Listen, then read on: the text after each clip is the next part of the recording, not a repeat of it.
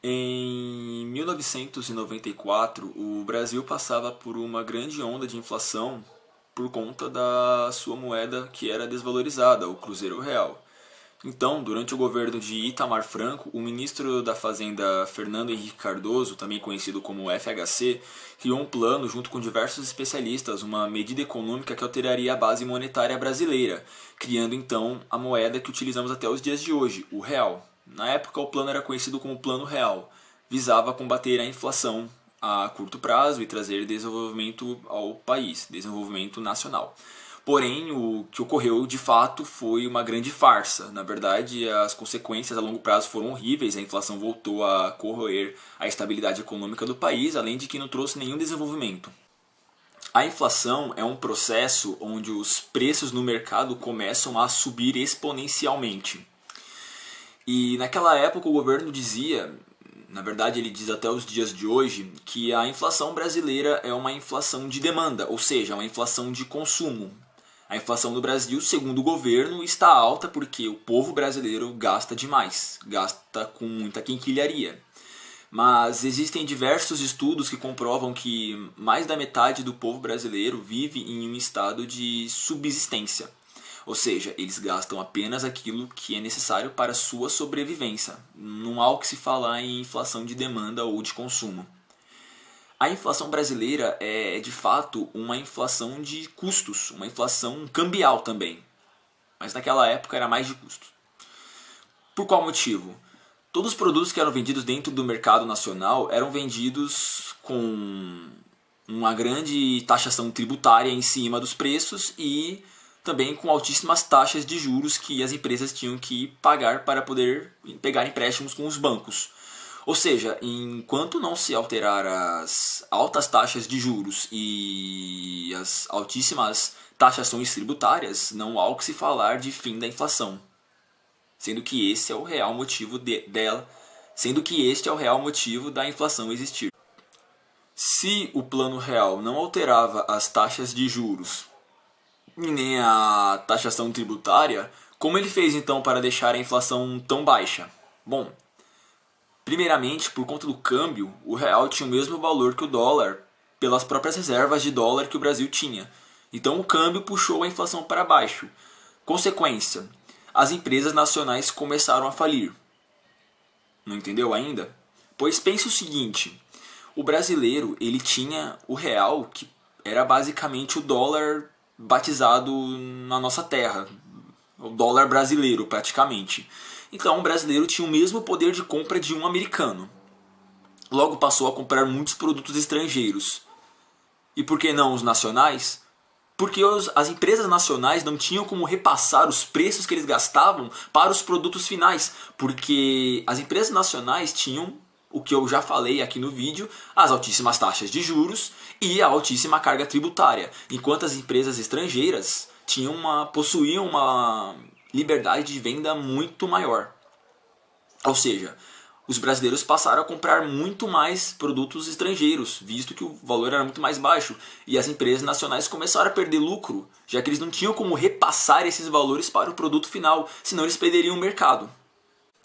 Muitas empresas nacionais começaram a falir desde então, como a Bamerindos, a Gurgel, o Banco Nacional, etc.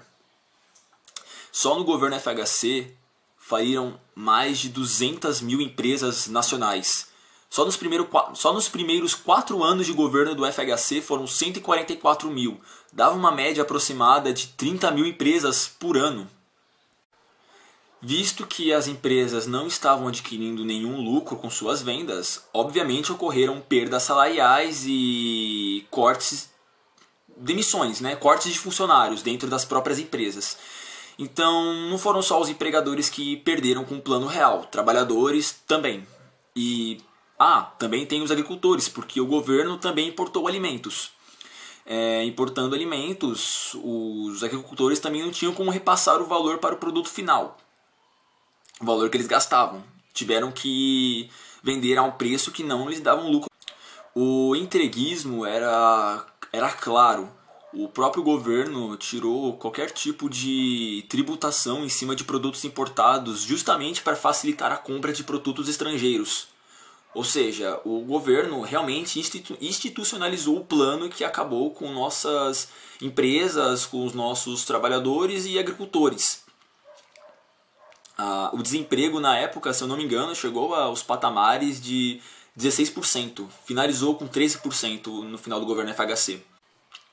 Ou seja, o que realmente fazia a inflação ser baixa era o câmbio, os preços que não eram repassados aos produtos finais das empresas nacionais, as perdas salariais, as demissões que automaticamente faziam com que o brasileiro gastasse menos, e também os preços baixos de produtos vindos da agricultura local.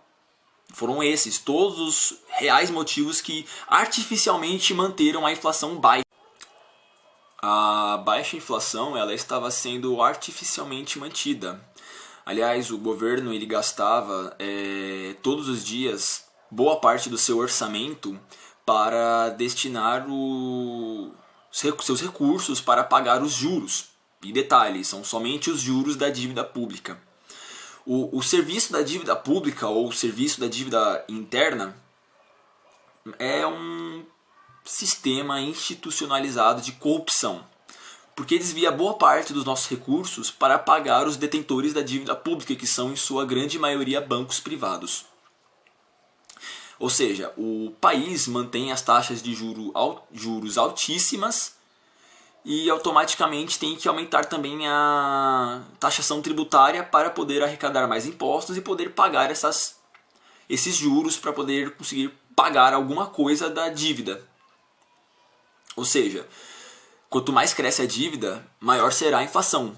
Veja bem, em 94 a dívida pública era de aproximadamente 50 bilhões de dólares. Em 95 essa dívida aumentou para 82. Hoje em dia a dívida pública está nos patamares de 3,3 trilhões de dólares. E aí eu pergunto para vocês, há um déficit público? Sim. Mas não é com educação, não é com segurança, não é com saúde que gera esse déficit. O déficit público é gerado justamente por conta das altíssimas taxas de juros que tornam a dívida pública ainda maior. Então, enquanto não mexer no sistema da dívida, não há como cobrar do governo educação, saúde e segurança, porque boa parte dos recursos que nós pagamos, dos impostos, será sempre desviado para pagar bancos e outros detentores dos títulos da dívida pública.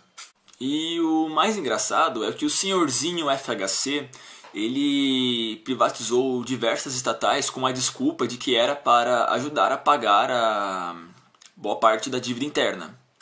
Porém, muitas das nossas estatais foram privatizadas, foram liquidadas e a dívida só foi aumentando. No fundo, a privatização foi na verdade para privilegiar aqueles empresários que ajudaram o FHC a chegar ao poder. Em um dos seus vídeos, Enéas Carneiro, um grande político brasileiro, ele fala que o governo dizia que deviam se manter as taxas de juros elevadas porque havia um déficit público. Mas o governo não contava que só havia déficit público porque as taxas de juros são elevadas. É o cão correndo atrás do próprio rabo. Só há apenas uma única saída para acabar com este sistema falido que foi implantado em 94, que é o Plano Real. É a redução da carga tributária, a redução das taxas de juros e uma auditoria severa cidadã da dívida pública. Enquanto não se mexer nisso, permaneceremos um estado subdesenvolvido e colônia de países estrangeiros. E para quem acha que isso é loucura minha, alterar a base monetária de um país pode resolver tudo. Vocês querem um exemplo? São Arraial do Campo, uma cidadezinha lá no Piauí, criou uma moeda própria, que é lastreada ao dólar, que é lastreada ao real.